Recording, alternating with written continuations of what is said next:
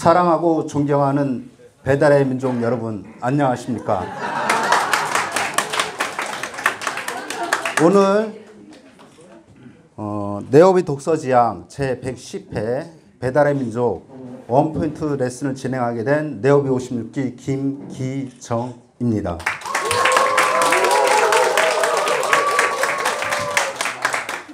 이 박수가 상당히 부담스럽습니다. 책을 쉽게 읽었는데 정리는 쉽지 않더라고요. 어저께 또 뉴스에 발표가 됐죠. 우아한 형제들이 딜리버리 히어로에 40억 달러의 인수가 됐습니다. 매각이 됐는데, 딜리버리 히어로는 독일 회사입니다. 배달 앱을 운영하는 국제 기업인데 세계 1위 기업이죠.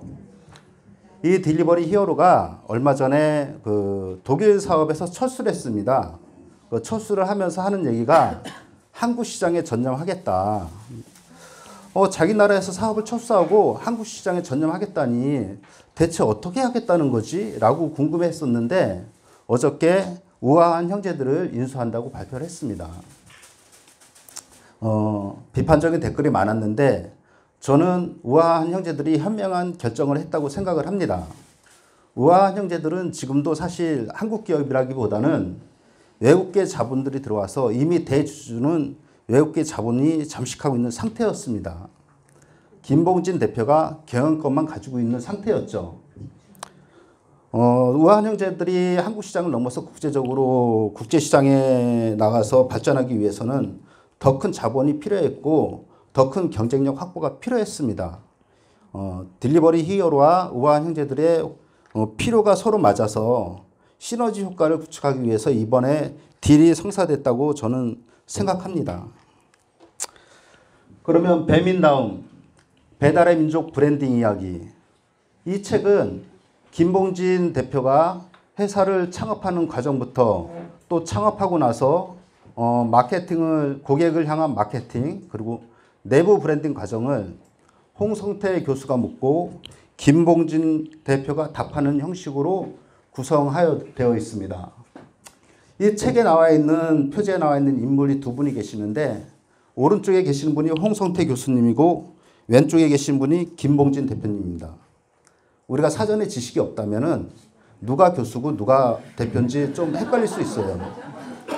오른쪽에 계신 분은 회사 대표를 해도 될 것 같고 교수님으로도 어울리는데 왼쪽에 계시는 분은 교수님이라고 부르기에도 좀 미안하고 회사 대표님이라고 하기에도 좀 부족해 보입니다. 외모로 평가하는 건 아닌데 일단은 왼쪽에 계신 분이 김봉진 대표입니다.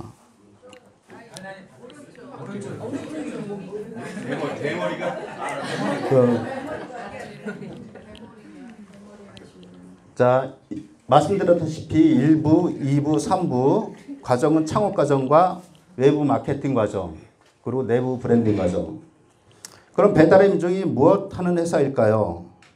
배달 앱을 운영하는 회사입니다.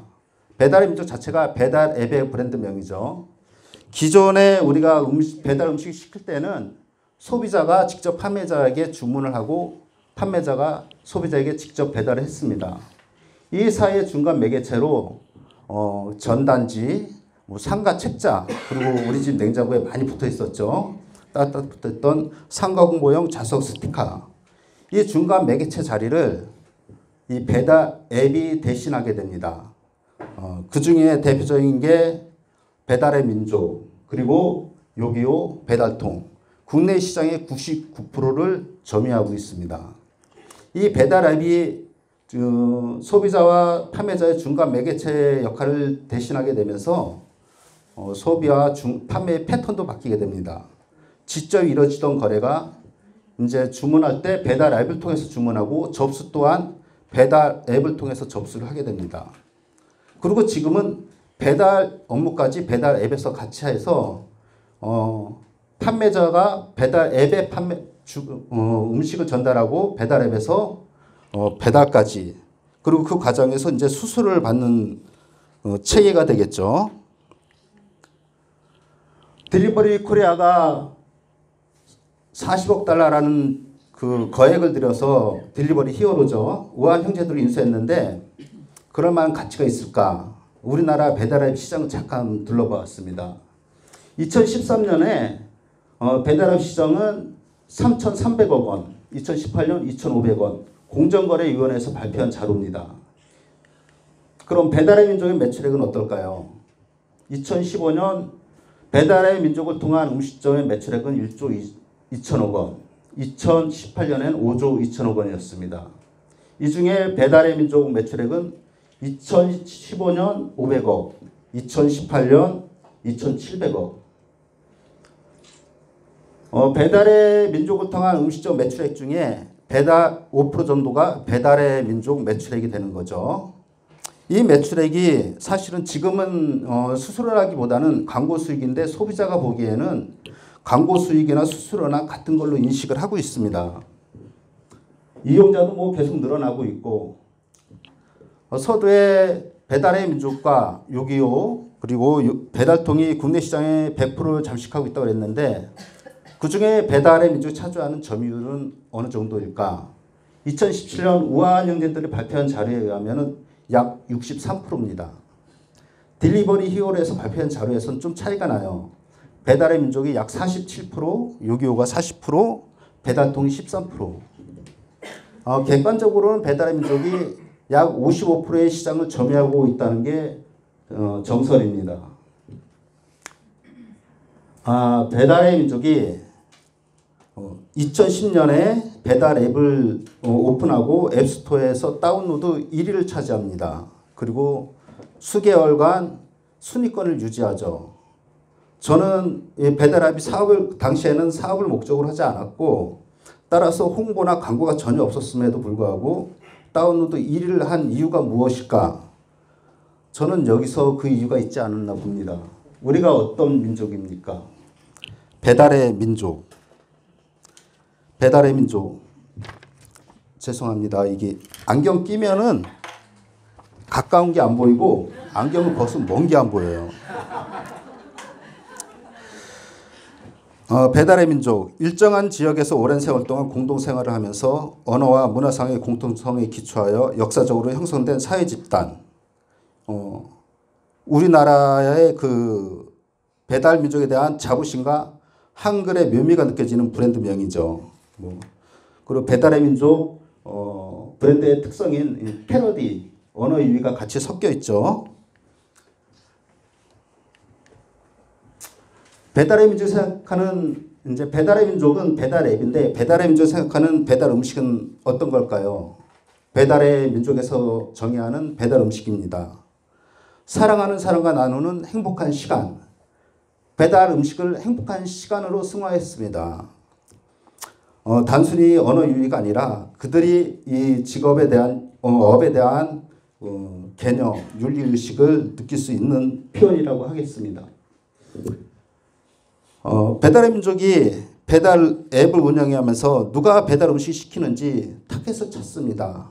정밀하게, 집요하게 시장 조사를 했더니 배달 음식 시키는 사람들이 홍대 문화에 익숙한 사람들, 20대 대학생, 그리고 사회생활 조직의 막내들, 특히 사회 조직의 막내들. 우리가 지금 사회적으로 진보와 보수가 극렬하게 대립하고 있는데 사회에 나가면은 거의 모든 조직들이 보수적이에요. 권한의 위임이 없습니다. 근데 여기에서는 권한의 위임이 100% 발생합니다. 야근하면서 야식 시킬 때 100% 권한을 위임하죠. 야, 야식 배출 출하니까 야식 좀 시켜. 뭐 시킬까요? 이러면 안 됩니다. 야, 임마 그걸 나한테 물어보면 어떻게 네가 알아서 시켜야지. 100%죠. 알았어. 알겠습니다. 제가 알아서 잘 시키겠습니다. 이러면 욕 안 먹습니다. 예산이 10,000원인데 20,000원치 시켜두고 30,000원치 시켜두고 100% 권한이 위임되는 시장 분야가 이 배달 음식 주문 권한을 위임할 때입니다. 그럼 이 문화가 가지고 있는 이 타겟들이 가지고 있는 문화적 특성은 무엇인가? 키치, 패러디, 웹툰, 짤방 같은 B급 문화로 표현이 되겠습니다.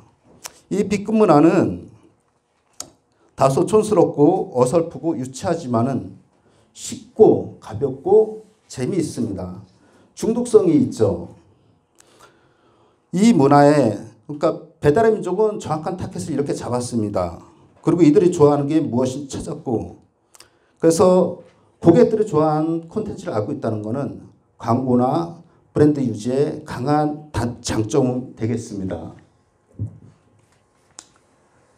배민의 이용자는 배민을 이용한 유저도 있겠지만 또 배민의 공급자인 가맹점도 있습니다. 배민의 유저에게는 배민의 유저가 요구하는 배민의 배달의 민족이 요구하는 것은 편리한 서비스 제공이겠지만은 가맹점주 입장에서는 이익 창출의 기회를 얻고자 배달의 민족을 이용하는 거겠죠. 영세상인이다 보니까 배달의 민족에서 많은 지원을 해줍니다. 배민 아카데미도 있고 잘한다데이, CF도 만들어줍니다. 연말에는 가맹점을 대상으로 시상식도 하고요. 배달의 민족 프로그램에 따라서 열심히 하고 관리하는 회사들은, 가맹점들은 수익을 발생시킵니다. 이것은 배달의 민족이 자체적으로 조사한 그 자료에서도 나오는데, 후기 관리도 잘하고 개선하고 하는 회사들은 거의 다 그 수익을 발생하고 배달의 민족을 통해서 성장을 했습니다. 어떻게 사람들에게 파고들 것인가? 모두를 만족시키려 한다면 한 명도 만족시킬 수 없습니다. 한 명만 제대로 감동시키면은 모두를 만족시킬 수 있습니다. 광고의 1차적인 목적은 대중들에게 자기 브랜드를 기억하게 만드는 것입니다. 첫 번째 수단으로서 광고를 할 수 있겠죠. 배달의 민족에서 처음 한 광고가 잡지 광고였는데, 지금 보다시피 배달의 민족에 대한 선전이나 홍보가 하나도 없습니다. 이 짧은 페이지에 그 많은 문구를 넣을 수가 없었던 거죠. 우리답게 가자, 패러디, B급 문화, 짤방, 이 문화로 표현하자. 이게 처음에 나온 잡지 광고입니다. 근데 잡지 담당자에서 연락이 오죠. 이게 진짜 배달의 민족에서 만든 광고 시안 맞냐고. 배달의 민족에서 느낍니다. 잡지사의 담당자가 이상하게 생각할 정도면은 소비자는 얼마나 이상하게 생각할까? 이렇게 광고를 내면은 배달의 민족이 뭔지 몰라도 배달의 민족을 기억은 할 것이다. 광고의 1차적인 목적, 기억. 그래서 이 광고를 밀고 나가기로 합니다. 한 달에 한 번씩 잡지를 바꿔가면서 이제 이러한 광고를 보면은 소비자들은 당연히 배달의 민족 광고구나 느끼고 인식하게 됩니다. 이 광고만 보면서도 배달의 민족은 홍보가 되는 거죠. 경희야, 넌 먹을 때가 제일 이뻐. 이건 월간 중앙에 나온 그 잡지 테러의 하나였습니다. 이 광고가 나가자 신기한 현상이 발생합니다. 경희가 태그되는 거예요. 온라인에서 경희라는 글씨를 찾는 겁니다. 여기서 배달의 민족이 찬스를 잡습니다. 이거 이상하다. 대중의 호응이 좋다. 그래서 이거를 5개로 끌고 나옵니다. 버스 광고하고 지하철에 광고하고. 그랬더니 더 신기한 현상이 발생하는 거예요. 사람들이 거기서 사진을 찍고 경희를 자기로 바꿉니다. 그 전에 이 광고로 인해서 대한민국 여성이 경희이거나 경희 친구이거나 두 부류로 구분이 됐는데, 이제는 100명의 프로젝트를 진행해서 경희야, 넌 먹을 때가 제일 이뻐가 이제 순미야, 넌 먹을 때가 제일 이뻐. 아니면 연수가 넌 먹을 때가 제일 이뻐. 향수가 넌 먹을 때가 제일 이뻐. 주미야, 경미야. 이렇게 해서 소비자가 참여하는, 그러니까 알아서 참여하는 거죠. 배달의 민족에서 참여하라고 그런 게 아니라 자기들이 알아서 참여한 겁니다. 근데 이게 소비자에서 그치는 게 아니라 판매자한테도 영향을 줍니다. 이들도 역시 배달의 민족과 타켓이 같아요. B급 문화에 익숙한 젊은 층, 대학생들을 대상으로 너는 내가 파는 거 먹을 때가 제일 이뻐 라고. 그러니까 소비자와 판매자가 모두 배달의 민족을 홍보하는 효과가 발생되는 겁니다.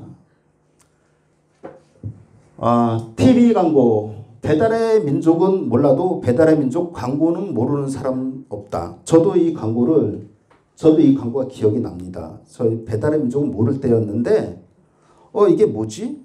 뭐를 광고하는 거지? 내용은 몰랐어요. 하지만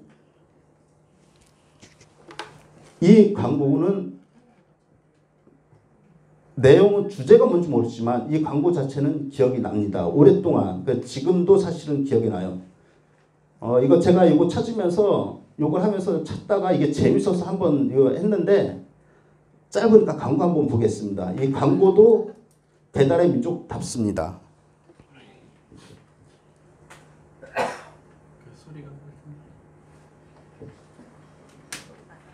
저는 이 촬영 어떻게 했나 상당히 궁금했어요.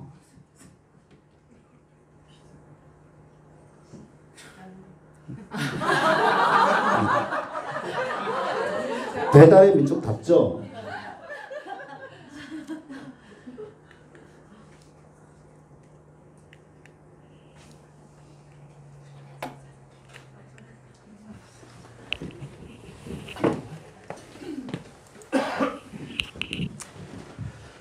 그리고 이제 화제성에서 신춘문예 빼놓을 수가 없습니다.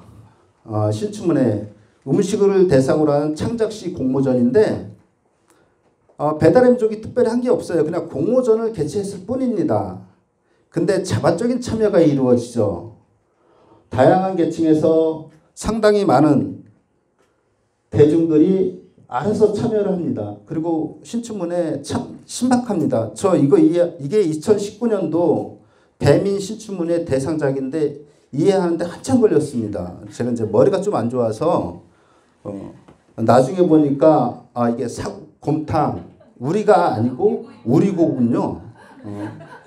이러한 그 신춘문예 작품들이 계속 나오는데 저는 이것도 사실 이해하는데 한참 걸렸어요. 전 이거 정치 기사인 줄 알았습니다. 정치 기사인 줄 알았는데 배민일보더라고요. 그리고 이제 또 이 광고는 제가 온라인에서 본 게 아니라 오프라인에서 본 겁니다. 지하철역에서 봤는데 이때도 배달의 민족을 모를 때였습니다. 박수 칠 때 떠나라. 지하철 광고가 크죠? 광고판이. 그리고 밑에 회가 있었습니다. 그래서 횟집도 아니고 그냥 회만 있고 횟집도 없고 근데 이게 뭐지?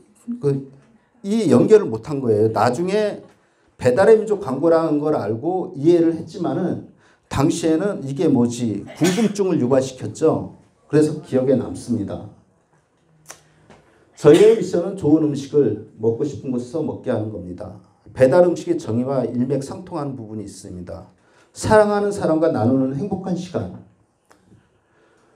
몇 해 전에 김봉진 대표가 공개적으로 사회에 약속을 합니다. 100억 원을 기부하겠다고. 당시에 이제 배달의 민족은 지금의 유니콘 기업이 아니었고 벤처 기업에서 성장하는 단계였습니다. 물론 김봉진 대표에겐 100억 원이 없었죠. 하지만 사회적으로 공약을 하고 3년 만에 그 약속을 지킵니다. 박수를 받아 마땅한 일인데 댓글은 그렇지가 않았습니다.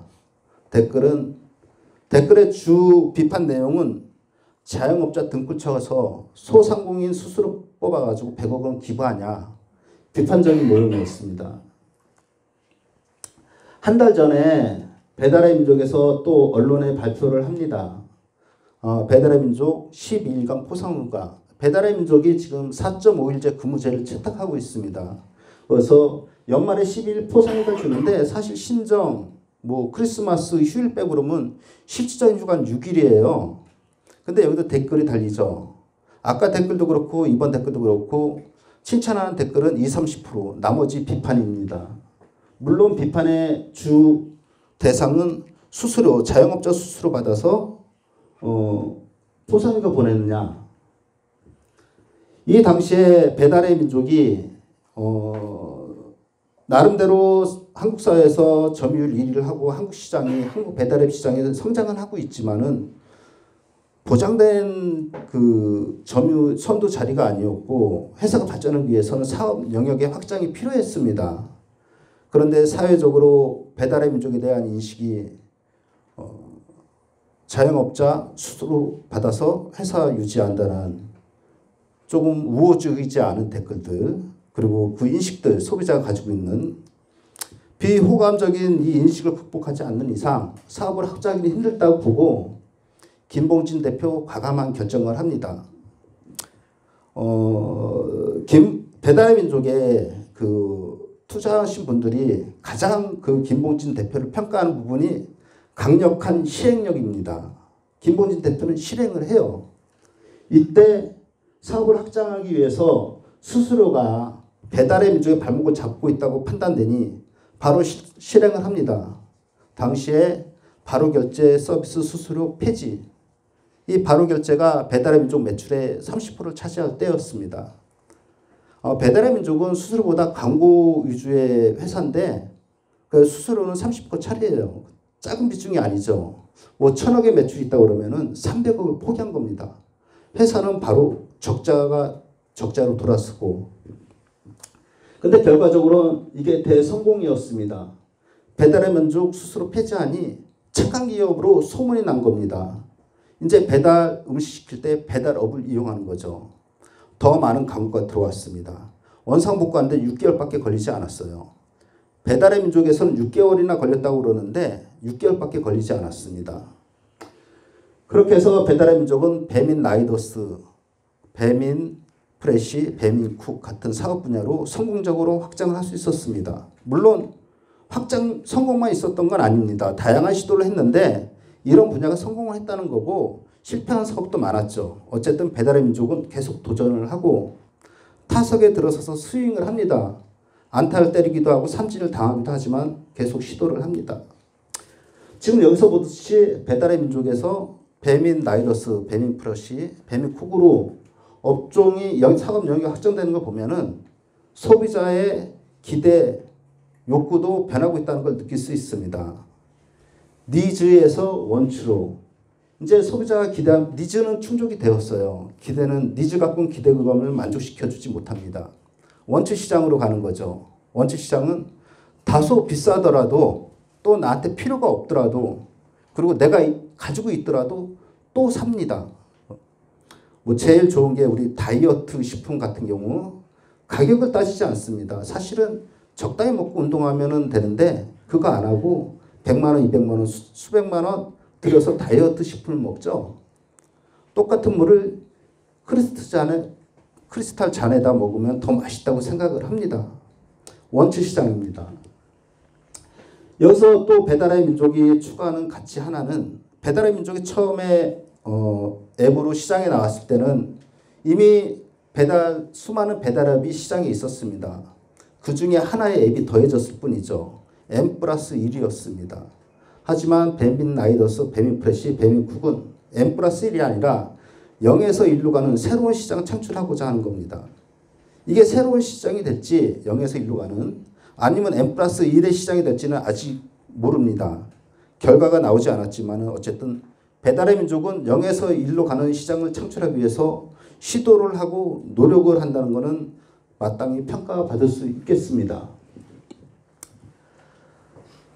이렇게 회사가 성장해 가면서 이제 김봉진 대표가 고민을 하게 됩니다. 직원이 100명이 넘어가면서 우리 회사에도 정체성이 필요하겠다. 배민다운 그 무엇인가가 필요하겠다.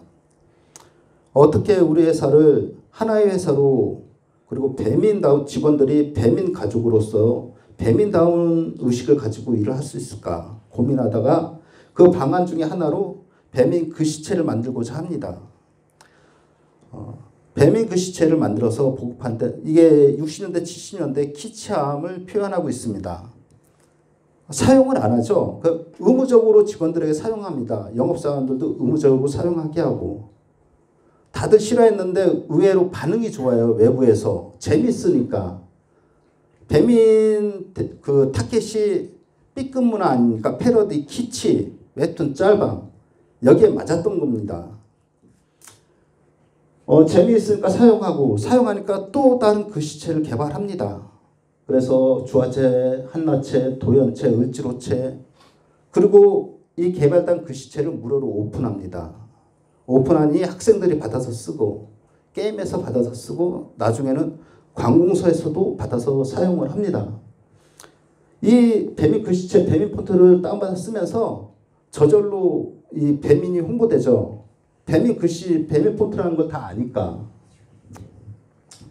그리고 또 공간은 배민 정체성을 형성하는데 공간이 어떤 역할을 할 수 있지 않을까. 공간을 가지고도 시도를 합니다. 회의실, 기존에 알던 우리 공간의 개념을 허무는 거죠. 업무실, 회의실, 휴게실, 경계를 일정하게 나누지 않고 회의실에서 업무를 봐도 되고 업무실에서 회의를 해도 되고 휴게실에서 업무를 봐도 되고 휴게실인지 업무실인지 노는 장소인지 사실은 노는 장소예요. 마음대로 떠들고 웃고 잡담 나누라고 만들어준 공간들입니다. 이런 공간 속에서 창의성을 자유로운 창의성을 마음껏 발휘하라고 기회를 제공해 주는 거죠. 이거 외에도 배민은 자기 정체성의 형성을 위해서 많은 노력과 시도를 하게 됩니다. 그러면서도 자유를 넘어 방종으로 흐르지 않도록 규율을 가장 기본적인 최소한의 규율을 만듭니다. 성파구에서 일 잘하는 방법 11가지. 여기에 사실 규율이라고 할 수 있는 거는 9시 1분은 9시가 아니다. 이거 하나입니다. 나머지는 규율이라고 하기에는 너무 자유로운, 그러니까 너무 지키고 싶은, 그러니까 잡담을 많이 나누는 것이 경쟁력이다. 너무 지키고 싶죠. 막 떠들고 싶잖아요. 억지로 지켜야 되는, 의무적으로 지켜야 되는 거는 1번 하나밖에 없습니다. 그리고 이 버전이 업그레이드가 됩니다. 이것은 석촌호수에 있을 때였고 우아한 형제들 사옥이 몽천토성으로 이전하면서 업그레이드가 되는데 송파구에서 일 더 잘하는 11가지 방법. 똑같은 내용인데 바뀐 거는 12시 1분은 12시가 아니다. 배달의 민족이 4.5일째 근무를 한다고 그랬죠. 월요일은 오후 출근을 합니다. 그래서 12시 1분은 12시가 아니다. 나머지 내용은 뭐 비슷비슷합니다. 이 외에도 뭐 버킷리스트도 하고 그 다음에 뭐 명찰도 달아주고 여러 가지 그 배민의 브랜드 배민다움을 만들기 위해서 노력을 하는데 그런 것 같아요. 배민다움 김봉진 대표가 말하는 브랜딩이란 재화나 서비스를 제공하는 사람들이 그 재화나 서비스를 더 사랑하게 됨으로써 더 좋은 재화를 공급하고 서비스를 제공하는 것이라고 합니다. 뭐냐? 자기 브랜드를 더 사랑하게 만드는 거죠. 자기 브랜드를. 자기다움 갖는 겁니다. 정체성이라는 게 물과 공기 같은 것이어서 보이지 않습니다. 보고 느끼는 거죠. 우리도 마찬가지입니다. 우리는 무엇하는 회사를 만들 것인가? 우리는 어떤 업을 하는 사람들인가? 단순히 부동산을 중개하고 수수료를 받는 그런 업을 영위하는 업종에 종사하고 있는 사람들인가? 우리는 그런 일을 하는 사람들인가? 또한 우리 고객은 누구인가? 모든 시장은 넓습니다. 그분들이 다 우리 고객은 아니에요. 우리도 타겟을 정확히 정밀하게 조준할 필요가 있습니다. 여기서 자기 위치에서 자기 그 역량에 맞는 고객을 찾을 수 있는 능력을 배양할 필요가 있겠습니다. 어떻게 사람들에게 파고들 것인가? 요즘은 사실 이 기회가 많죠. 사실 너무 많아서 힘듭니다. 블로그도 해야 되고 카페도 해야 되고 지금은 또 유튜브도 해야 됩니다. 네이버에 광고도 올려야 돼요. 광고 올리다가 일할 시간 없습니다. 하지만 어쨌든 이런 기회가 우리에겐 있다는 거. 이 기회를 활용하는 것은 개인의 능력이니 내가 하든 사람을 쓰든 우리에게는 기회가 있다. 어떻게 사람들에게 파고들 것인가 다시 한번 생각해보고 끝으로 어디를 향해 갈 것인가 계속 이 사업을 할 건지 이 사업을 계속한다면 어떤 가치관을 가지고 어떻게 발전해 나갈 것인지 배달의 민족 일 잘하는 11가지 방법 중에 하나 부끄러운 짓을 하지 말아라. 저도 어디를 향해 갈 것인가 나중에 부끄럽지 않은 공인중개사가 되기 위해서 노력할 겁니다. 이렇게 하면서 저도 이걸 하면서 생각은 많이 했지만은 이거를 결정짓지 못했어요. 생각만 하고 있고 이게 배달의 민족도 아직 정체성을 확립하지 못했습니다. 뭐 이제 유아길 김봉진 대표의 말에 의하면은 이제 유아길을 벗어난 정도 아직 정체성을 형성하기에는 시간이 더 필요하다고 합니다. 저는 이제 읽고 이 책 읽고 이제 한번 고민해 보기 시작하는 단계인데 우리 선배님들 중에는 이러한 정체성을 형성하신 분들도 계실 것 같아요. 좋은 자료 갖고 계시면 공유해 주셔서 같이 도움이 되었으면 좋겠습니다. 두서없는 강의 들어줘서 감사하고